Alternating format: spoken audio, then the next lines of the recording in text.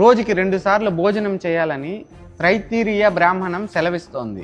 2 సార్ల మధ్యలో ఏ భోజనం తీసుకోకపోయినా అది ఉపవాస ఫలితం లభిస్తుంది. భోజనం ఎప్పుడైనా చేసేటప్పుడు గుర్తుంచుకోండి, తూర్పు వైపుకు తిరిగి భోజనం చేయాలి. తూర్పు వైపు తిరిగి భోజనం చేయడం వల్ల ఆయుర్దాయం పెరుగుతుంది. అలాగే దక్షిణం వైపు తిరిగి భోంచేస్తే గనక కీర్తి లభిస్తుంది.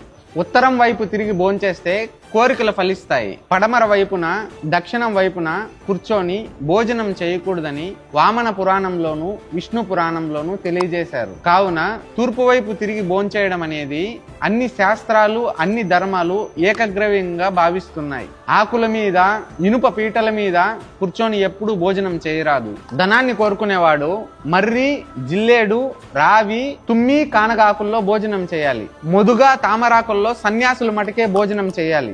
భోజనానికి ముందు భోజనానికి తరువాత ఆచమనం చేయాలి.